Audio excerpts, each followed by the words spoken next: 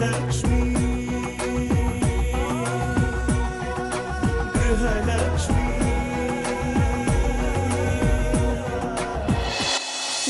ಮಾಡೋ ಎಲ್ಲಾ ಕೆಲಸಗಳನ್ನ ಪ್ರಿಯಾ ಲಕ್ಷ್ಮಿಗೂ ಮುಂಚಿತವಾಗಿ ಬೇಕು ಅಂತಾನೆ ಮಾಡ್ತಾ ಇದ್ದಾಳೆ. ಇದರಿಂದ ಇರಿಟೇಟ್ ಆಗೋ ರಾಘವ್ ಲಕ್ಷ್ಮಿ ಮೇಲೆ ರೇಗ್ತಾನೆ. ಕಾಲೇಜ್ನಲ್ಲಿ ಅದಿತಿನ ಜಗನ್ ಅವಾಯ್ಡ್ ಮಾಡ್ತಾನೆ. ಲ್ಯಾಂಡ್ ಡೀಲರ್ನ ಹುಡ್ಕೊಂಡು ಬರೋ ರಾಘವ್ ತೊಂದ್ರೆಯಲ್ಲಿ ಸಿಕ್ಕಾಕೋತಾನೆ. ಮುಂದೆ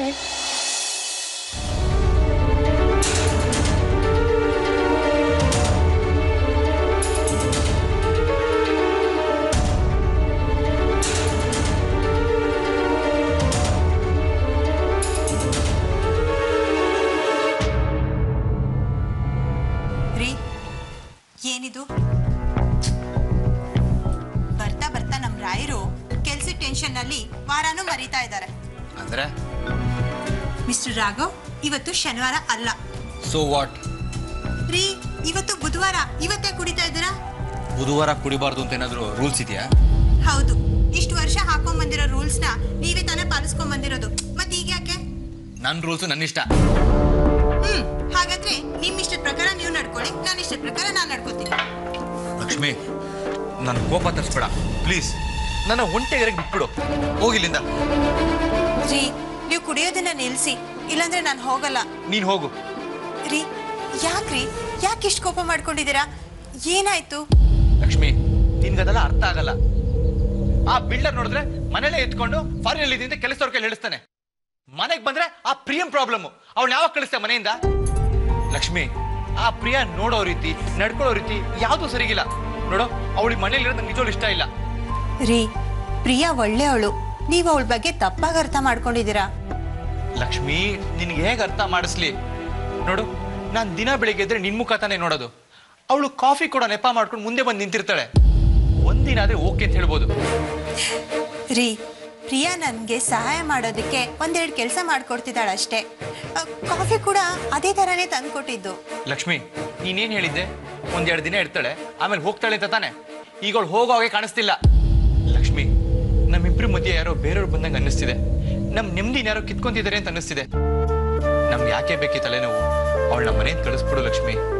ರೀ, ಪ್ರಿಯಾ ಒಳ್ಳೆಯವಳೆ, ನೀವು ನಿಮ್ ಕೆಲ್ಸ ಟೆನ್ಷನ್ ತಗೊಂಡೋಗಿ ಅವಳ ಮೇಲೆ ಹಾಕ್ತಾ ಇದ್ದೀರಾ. ಅಲ್ಲ ರೀ, ಪ್ರಿಯಾ ಒಳ್ಳೆಯವಳು ಆಗದೆ ಇದ್ದಿದ್ರೆ ತನ್ನ ಪ್ರಾಣನೂ ಲೆಕ್ಕಿಸ್ದೆ ಅದಿತಿನ ಕಾಪಾಡ್ತಾ ಇದ್ಲ? ನೀವೇ ಹೇಳಿ. ನೀವು ಆಸ್ಪತ್ರೆಯಲ್ಲಿದ್ದಾಗ ಅಮ್ಮನ್ನ ಮಕ್ಕಳನ್ನೆಲ್ಲ ಎಷ್ಟು ಚೆನ್ನಾಗಿ ನೋಡ್ಕೊಂಡ್ಲು. ನೀವು ಇದನ್ನೆಲ್ಲ ಮರ್ತ್ಬಿಟ್ರಾ? ಲಕ್ಷ್ಮಿ ರೀ, ಈಗ ಇದನ್ನ ಬಿಟ್ಟು ಬೇರೆ ಮಾತಾಡೋಣ. ರೀ, ನಾಳೆ ಹೋಗಿ ಆ ಡೀಲರ್ ಹತ್ರ ಮಾತಾಡ್ಕೊಂಡು ಬರೋಣವಾ? ಬೇಕಾದ್ರೆ ನಾನೇ ಮಾತಾಡ್ತೀನಿ, ಎಲ್ಲ ಸರಿ ಹೋಗುತ್ತೆ. ಲಕ್ಷ್ಮಿ,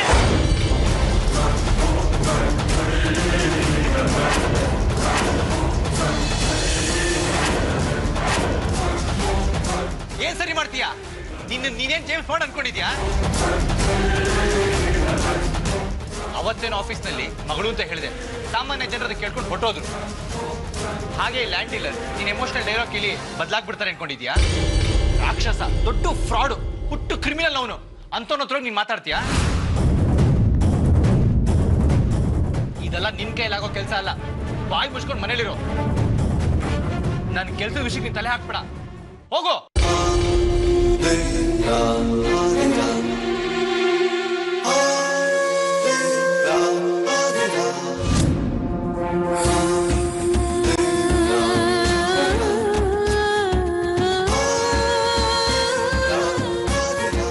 ಮೊದ್ಲೇ ಅವ್ರು ತಮ್ಮ ಕೆಲ್ಸದ tension ನಲ್ಲಿದ್ರು.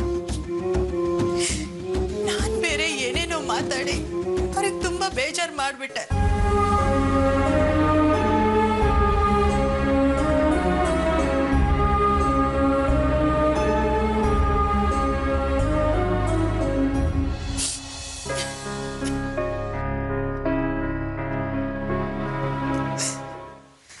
Lakshmi, sorry Lakshmi, I am very sorry. Lakshmi, ಇಷ್ಟು ವರ್ಷದಲ್ಲಿ ಮೊದಲನೇ ಸಾರಿ ನಿಮ್ಮ ಮೇಲೆ ರೇಗ್ಬಿಟ್ಟೆ. ನೀನು ಹೇಳೋದನ್ನ ಅರ್ಥ ಮಾಡ್ಕೊಳ್ದೆ ನಾನು ತಾಳ್ಮೆ ಕಳ್ಕೊಬಿಟ್ಟೆ. ದಯವಿಟ್ಟು ನನ್ನ ಕ್ಷಮಿಸು ಲಕ್ಷ್ಮಿ. ರೀ, ನೀವ್ಯಾಕೆ ಕ್ಷಮೆ ಕೇಳ್ತೀರಾ? ತಪ್ಪು ಮಾಡಿದ್ದು ನಾನು. ನೀವೆಷ್ಟು ಟೆನ್ಷನ್ನಲ್ಲಿದ್ದೀರಾ ಅಂತ ಅರ್ಥ ಮಾಡ್ಕೊಳ್ದೆ ಏನೇನೋ ಮಾತಾಡ್ಬಿಟ್ಟೆ. ಲಕ್ಷ್ಮಿ, ನೀನ್ ನನ್ನ ಟೆನ್ಷನ್ ಕಡಿಮೆ ಮಾಡಬೇಕು ಅಂತ ತಾನೆ ಮಾತಾಡಿದ್ದು. ನಾನೇ ಅರ್ಥ ಮಾಡ್ಕೊಳ್ದೆ ರೇಗ್ಬಿಟ್ಟೆ. ಇಲ್ಲ ರೀ, ಇದರಲ್ಲಿ ನಿಮ್ಮ ತಪ್ಪೇನೂ ಇಲ್ಲ. ವಿಷಯ ಎಷ್ಟು ಗಂಭೀರವಾಗಿದೆ ಅಂತ ನಾನು ತಿಳ್ಕೊಬೇಕಿತ್ತು. ನಾನು ವಿವರವಾಗಿ ಹೇಳಿದ್ರೆ ತಾನೆ ನಿನಗೆ ಅರ್ಥ ಆಗೋದು. ಅದನ್ನೇ ಮಾಡದೆ ನಾನು ಕೂಗಾಡ್ಬಿಟ್ಟೆ. ಲಕ್ಷ್ಮಿ, ನಾನು ಎಷ್ಟು ದೊಡ್ಡ ಸುಳಿ ಸಿಗಾಕೊಂಡಿದ್ದೀನಿ ಅಂತ ನನಗೆ ಗೊತ್ತಾಗ್ತಾ ಇಲ್ಲ. ಲ್ಯಾಂಡ್ ಮಾಫಿಯಾದಲ್ಲಿ ಸಿಗಾಕೊಂಡಿದ್ದೀನಿ. ಇದರಿಂದ ಹೇಗೆ ಹೊರಗೆ ಬರ್ತೀನೋ ಅದು ಗೊತ್ತಿಲ್ಲ. ನೋಡಿ, ಏನೇ ಸಮಸ್ಯೆ ಇದ್ರೂ ಒಂದಲ್ಲ ಒಂದು ದಾರಿ ಇರುತ್ತೆ.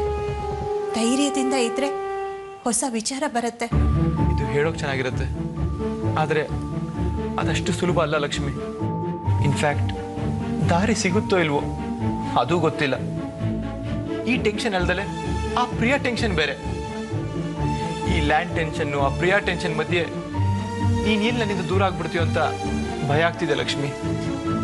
ರೀ, ಯಾಕ್ರಿ ಈ ಥರ ಎಲ್ಲ ಯೋಚನೆ ಮಾಡ್ತಾ ಇದ್ದೀರಾ?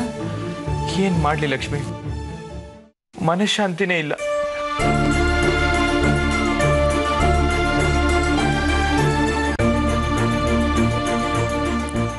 ಹೆದರ್ಬೇಡ್ರಿ, ಎಲ್ಲ ಸರಿ ಹೋಗುತ್ತೆ.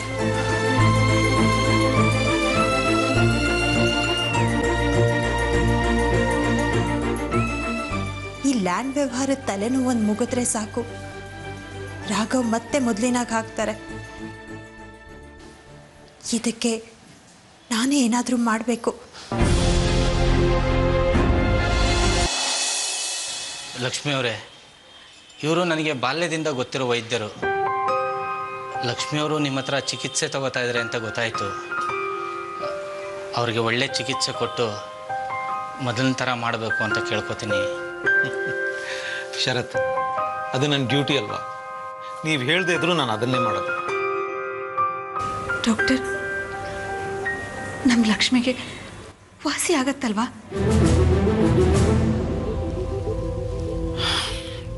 ಇದನ್ನ ಶರತ್ ಫ್ರೆಂಡಾಗಿ ಹೇಳಲ್ಲ ಅಥವಾ ಒಬ್ಬ ಡಾಕ್ಟ್ರಾಗಿ ಹೇಳಲ್ಲ? ಡಾಕ್ಟ್ರೇ, ಸತ್ಯ ಏನಿದೆಯೋ ಅದನ್ನೇ ಹೇಳಿ. ಲಕ್ಷ್ಮಿ ಅವರೇ, ಸಾಮಾನ್ಯವಾಗಿ ಈ ಕಾಯಿಲೆನ ಸ್ಟೇಜ್ 1 ಸ್ಟೇಜ್ 2ನಲ್ಲಿದ್ದಾಗ ಸುಲಭವಾಗಿ ಗುಣಪಡಿಸ್ಬೋದು. ಅದರಲ್ಲೂ 30% ಅದೃಷ್ಟವಂತರು ಮಾತ್ರ ಬದುಕ್ತಾರೆ. ಆದರೆ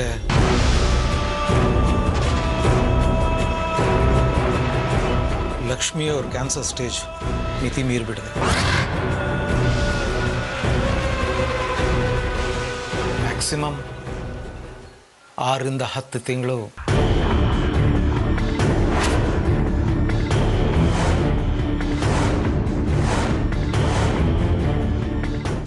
ಲಕ್ಷ್ಮಿ ಅವರೇ, ಇದ್ರ ಬಗ್ಗೆ ನೀವು ಜಾಸ್ತಿ ಚಿಂತೆ ಮಾಡಬೇಡಿ. ಇರೋಷ್ಟು ದಿನ ನೆಮ್ಮದಿಯಾಗಿರಿ. ಸರಿಯಾದ ಟೈಮ್ಗೆ ಮಾತ್ರೆ ತಗೊಳ್ಳಿ, ಚೆನ್ನಾಗಿ ರೆಸ್ಟ್ ಮಾಡಿ.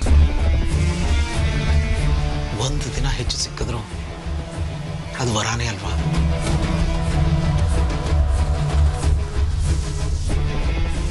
ಮೀನಾಕ್ಷಿ, ಡಾಕ್ಯುಮೆಂಟ್ಸ್ ಎಲ್ಲ ತಂದಿದೀಯಾ?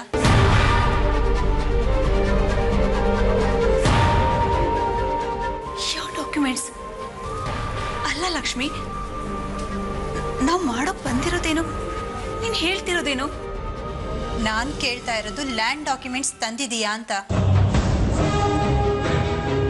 ಮೇಡಮ್, ರಿಲ್ಯಾಕ್ಸ್ ಮಾಡಿ.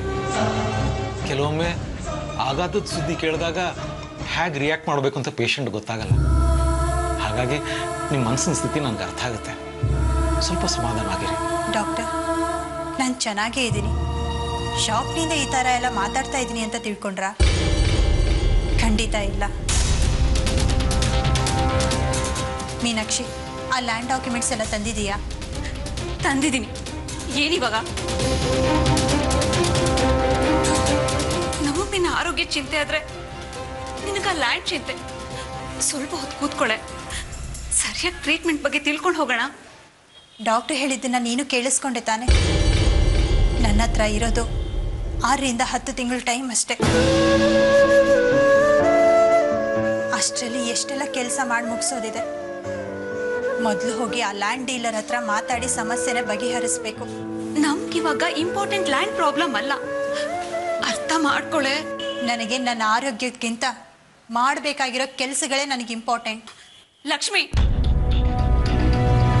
ಅಲ್ಲ ಲಕ್ಷ್ಮಿ ಅವರೇ, ಇನ್ನೂ ಕೆಲವು ಇಂಪಾರ್ಟೆಂಟ್ ವಿಷಯಗಳು ನಾನು ಹೇಳೋದಿದೆ, ಅದನ್ನೆಲ್ಲ ಹೇಳಲೇ ಇಲ್ಲ.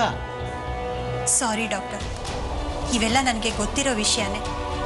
ಈಗ ನನಗೆ ಒಂದೊಂದು ನಿಮಿಷನೂ ತುಂಬ ಇಂಪಾರ್ಟೆಂಟ್. ಕೇಳಿದ್ದನ್ನೇ ಕೇಳ್ತಾ ಟೈಮ್ ವೇಸ್ಟ್ ಮಾಡೋ ಬದಲು ಮಾಡಬೇಕಾಗಿರೋ ಕೆಲಸ ಮಾಡೋದು ಒಳ್ಳೇದಲ್ವಾ? ಲೇ ಲಕ್ಷ್ಮಿ, ನೀನ್ ಏನ್ ಮಾಡ್ತಿದ್ಯಾ ಅನ್ನೋ ಕಲ್ಪನೆ ಏನಾದ್ರೂ ಇದೆಯಾ ನಿನ್ಗೆ? ಎಲ್ಲ ಕಲ್ಪನೆನೂ ಚೆನ್ನಾಗೇ ಇದೆ.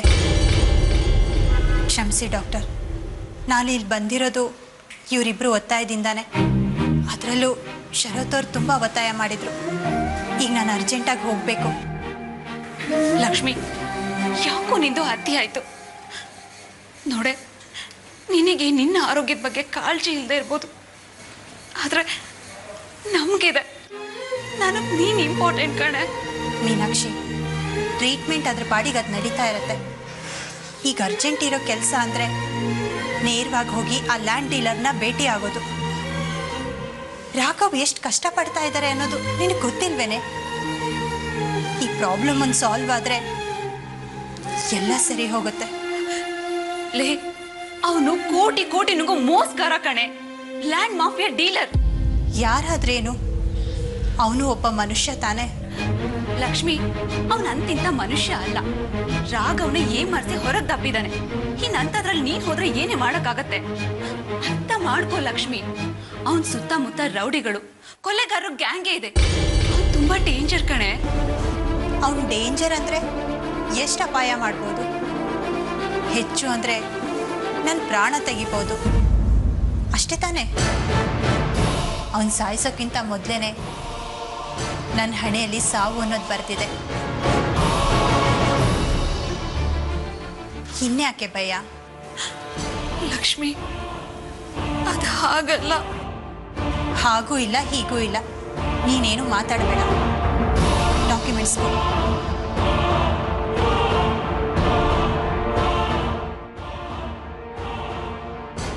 ಎಂಥ ಸ್ಟ್ರಾಂಗ್ ಲೇಡಿ. ನಾನು ಎಷ್ಟೋ ಕ್ಯಾನ್ಸರ್ ಪೇಷಂಟ್ಸ್ನ ನೋಡಿದ್ದೀನಿ. ಅವ್ರಿಗೆ ಕ್ಯಾನ್ಸರ್ ಇದೆ ಅಂತ ಗೊತ್ತಾದ ತಕ್ಷಣ ಹಾಗೆ ಕುಗ್ಗೋಗ್ಬಿಡ್ತಾರೆ. 10 ತಿಂಗಳು ಬದುಕೋರು 6 ತಿಂಗಳಿಗೆ ಮನೋರೋಗದಿಂದ ಪ್ರಾಣ ಬಿಟ್ಬಿಡ್ತಾರೆ. ಆದರೆ ಲಕ್ಷ್ಮಿ ಅವರು ಗ್ರೇಟ್. ಅದಕ್ಕೆ ಕೇಳ್ಕೊತಾ ಇದ್ದೀನಿ, ಅವ್ರಿಗೆ ಒಳ್ಳೆ ಚಿಕಿತ್ಸೆ ಕೊಟ್ಟು ಹೇಗಾದರೂ ಮಾಡಿ ಅವ್ರನ್ನ ಗುಣಪಡಿಸಿ. ನೋಡಿ ಶರತ್, ಟ್ರೀಟ್ಮೆಂಟ್ ಸರಿಯಾಗಿ ಆಗಬೇಕು ಅಂದರೆ ಪೇಷಂಟಿನ ಸಂಪೂರ್ಣ ಸಹಕಾರ ಸಿಗಬೇಕು. ಈಗಾಗಲೇ ತುಂಬ ಲೇಟ್ ಆಗಿದೆ. ನಾವು ಆದಷ್ಟು ಬೇಗ ಅಡ್ವಾನ್ಸ್ ಟ್ರೀಟ್ಮೆಂಟ್ ಶುರು ಮಾಡಬೇಕು. ಶರತ್, ಅವ್ರ ಗಂಡನ ಜೊತೆ ಬೇಗ ಮಾತಾಡಿ. ಆಯಿತು, ಅವ್ರ ಯಜಮಾನ್ರ ಹತ್ರ ನಾನು ಮಾತಾಡ್ತೀನಿ. ಪ್ಲೀಸ್.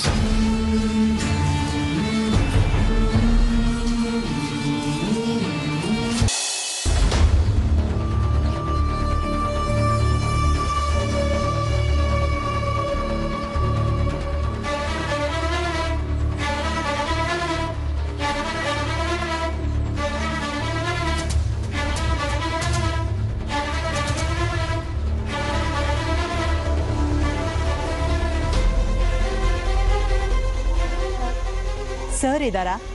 ಮೊದಲು ನೀವ್ಯಾರಂತ ಹೇಳಿ, ಆಮೇಲೆ ಅವ್ರಿದಾರ ಇಲ್ವಾ ಅಂತ ಹೇಳ್ತೀನಿ. ನಾನು ಲಕ್ಷ್ಮಿ ಅಂತ. ಸರಿ, ಒಂದು ನಿಮಿಷ ತಡಿ.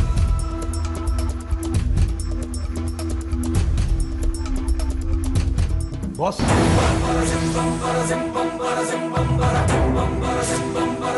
ನಿಮ್ಮ ನುಡ್ಕೊಂಡು ಲಕ್ಷ್ಮಿ ಅನ್ನೋರು ಬಂದವ್ರೆ ಬಾಸ್. ಕಳಿಸ್ಬಿಡ್ಲಾ ಬಾಸ್? ಏನಂದೆ? ನಿನಗೆ ತಲೆಗಿಲೆ ಕೆಟ್ಟಿದ್ಯೇನು? ಮನೆ ಹುಡುಕೊಂಡು ಮಹಾಲಕ್ಷ್ಮಿ ಬಂದಿದ್ದಾಳೆ, ಕಳಿಸ್ತೀನಿ ಅಂತೀಯಲ್ಲ, ಕರಿಯೋ ಒಳಗೆ. ಸರಿ ಬಾಸ್.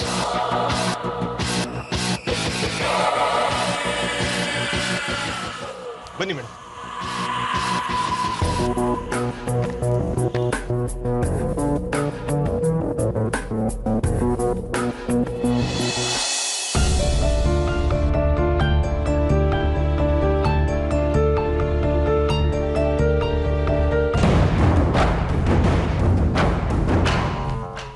ಕೂತ್ಕೊಳ್ಳಮ್ಮ, ಕೂತ್ಕೊಳ್ಳ. ನನ್ನಿಂದ ಏನಾಗಬೇಕಿತ್ತು? ಡಾಕ್ಯುಮೆಂಟ್ಸ್. ಡಾಕ್ಯುಮೆಂಟ್? ಇದುವರೆಗೂ ಎಲ್ರಿಗೂ ಡಾಕ್ಯುಮೆಂಟನ್ನು ನಾವು ಕೊಡ್ತಿದ್ದೋ, ಫಸ್ಟ್ ಟೈಮು ಬೇರೆಯವರು ನಮಗೆ ಡಾಕ್ಯುಮೆಂಟ್ ಕೊಡ್ತಾ ಇದ್ದಾರೆ. ಸರಿಯಾಗಿ ನೋಡಿ ಸರ್, ಈ ಡಾಕ್ಯುಮೆಂಟ್ಸ್ ನೀವೇ ಕೊಟ್ಟಿದ್ದು.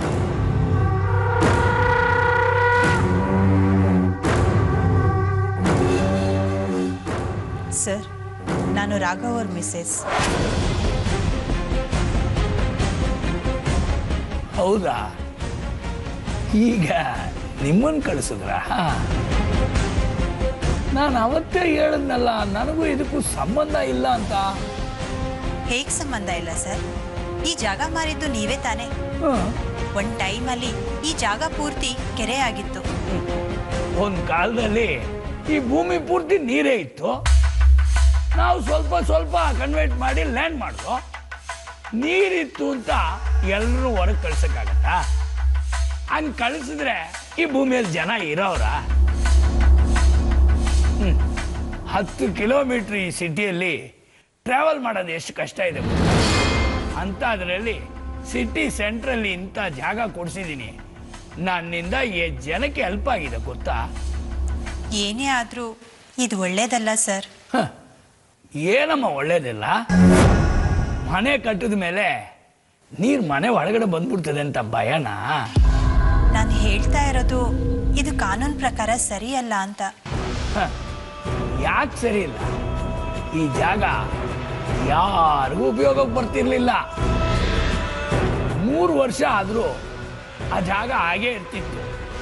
ಹೋಗ್ಲಿ ಅಂತ ನಾನು ಮನಸ್ಸು ಮಾಡಿದ್ದಕ್ಕೆ ಊರು ಉದ್ಧಾರ ಆಯಿತು. ನಾನು ಎಷ್ಟು ಜನಕ್ಕೆ ಹೆಲ್ಪ್ ಮಾಡಿದ್ದೀನಿ ಗೊತ್ತಾ? ಏನು ಉದ್ಧಾರ ಆಗ್ತಾ ಇದೆ ಸರ್? ಇವತ್ತು ಸರ್ಕಾರ, ಮೀಡಿಯಾ ಎಲ್ಲರೂ ನಮ್ಮ ವಿರುದ್ಧ ತಿರುಗಿ ಬಿದ್ದಿದ್ದಾರೆ. 100 ಜನರ ಕನಸು ಮಣ್ಪಾಲಾಗ್ತಾ ಇದೆ. ಇದಕ್ಕೇನು ಹೇಳ್ತೀರಾ? ಈ ಸರ್ಕಾರದವ್ರಿಗೂ ಮೀಡಿಯಾದವ್ರಿಗೂ ಬೇರೆ ಕೆಲಸ ಇಲ್ಲ. ಕೆರೆ ಒತ್ತುವರಿ ಪರಿಸರಕ್ಕೆ ಹಾನಿ ಅಂತಾರೆ. ಅವರೇ ಮಾಡ್ತಾರೆ. ಕೆರೆಯಲ್ಲಿ ನೀರಿಲ್ಲ ಅಂದರೆ ಇವರ ಬಂದು ತುಂಬ್ತಾರೆ. ನೀನ್ ಬೇರೆ. ಗೊತ್ತಿದ್ದು ತಪ್ಪು ಮಾಡಬಾರ್ದು. ತಪ್ಪಾಗೋಯ್ತು, ಏನ್ ಮಾಡಕ್ಕಾಗತ್ತಮ್ಮ? ಸುಮ್ಮನೆ ಯಾಕಮ್ಮ ತಲೆ ತಿಂತೀಯ?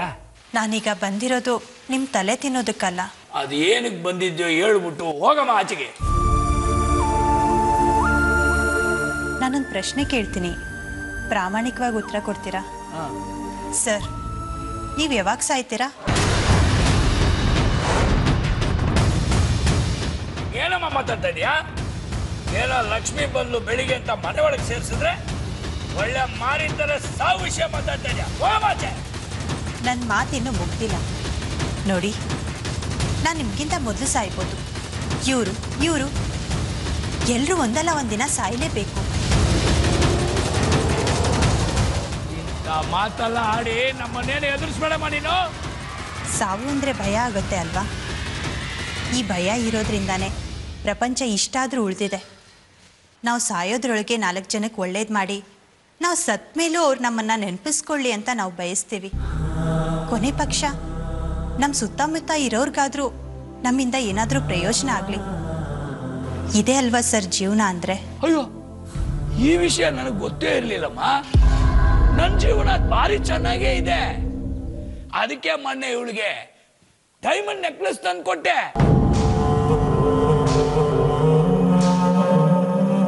ಇವನಿಗೆ 200 ರೂಪಾಯಿ ಸಂಬಳ ಜಾಸ್ತಿ ಮಾಡಿದ್ದೀನಿ. ಅದಕ್ಕೆ ಇವ್ರಿಗೆಲ್ಲ ನನ್ನ ನೋಡಿದ್ರೆ ಪಿರಾಣ. ಇದಕ್ಕೇನು ಹೇಳ್ತೀಯಾ? ಹೌದಾ? ನಿಜವಾಗ್ಲೂ ಇವ್ರು ಸಂತೋಷವಾಗಿದ್ದಾರಾ? ಏಯ್ ಬಡ್ಡದ್ದೆ, ನಾನು ಏನೇನು ಕೊಡ್ಸಿದ್ದೀನಿ, ನೀನು ಎಷ್ಟು ಸಂತೋಷವಾಗಿದ್ಯಾ ಅಂತ ಹೇಳ ಅಮ್ಮನ್ಗೆ. ಹೇ, ಆ ಅಮ್ಮನ ಮುಂದೆ ನನ್ನ ಮಾನ ಮರ್ಯಾದೆಲ್ಲ ತೆಗಿತಾ ಇದೆಯಲ್ಲೇ, ಸ್ವಲ್ಪ ಹೇಳೆ. ಏಯ್ ನೀನು ಹೇಳ.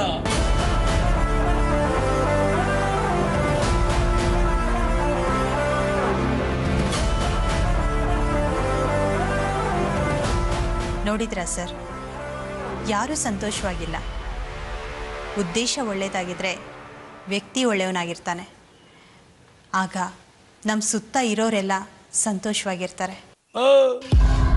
ಕಾಸಿದ್ರೆ ಕೈಲಾಸ, ಬೇಕಾದೆಲ್ಲ ಸಿಗತ್ತೆ ಗೊತ್ತಾ? ಸಿಗುತ್ತೆ ಸರ್, ಆದರೆ ನೆಮ್ಮದಿ ಮಾತ್ರ ಸಿಗಲ್ಲ. ನಮ್ಮೋರು, ನಮ್ಮ ಅಕ್ಕಪಕ್ಕದವರು ಎಲ್ಲರೂ ಸಂತೋಷವಾಗಿದ್ರೆ ಮಾತ್ರ ನಾವು ಸಂತೋಷವಾಗಿರಕ್ಕೆ ಸಾಧ್ಯ. ನನ್ನ ಮಾತು ನಿಮಗೆ ಅರ್ಥ ಆಗಿದೆ ಅಂತ ತಿಳ್ಕೊಳ್ತೀನಿ. 1 ವಾರ ಟೈಮ್ ಕೊಡ್ತೀನಿ, ಅಷ್ಟರಲ್ಲೇ ಈ ಪ್ರಾಬ್ಲಮ್ನ ಸಾಲ್ವ್ ಮಾಡಿ.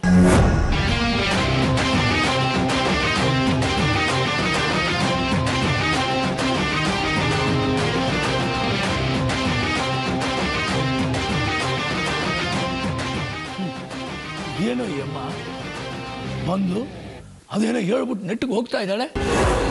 ಈ ಗೋಲ್ಡ್ ಮನಿ ಬಗ್ಗೆ ಗೊತ್ತಿಲ್ಲ ಅಂತ ಕಾಣ್ತದೆ. ಯಾವುದಕ್ಕೂ ಆ ಅಮ್ಮನ ಮೇಲೆ ಒಂದು ಕಣ್ಣಿಟ್ಟಿರೋ, ಗೊತ್ತಾಯ್ತಾ?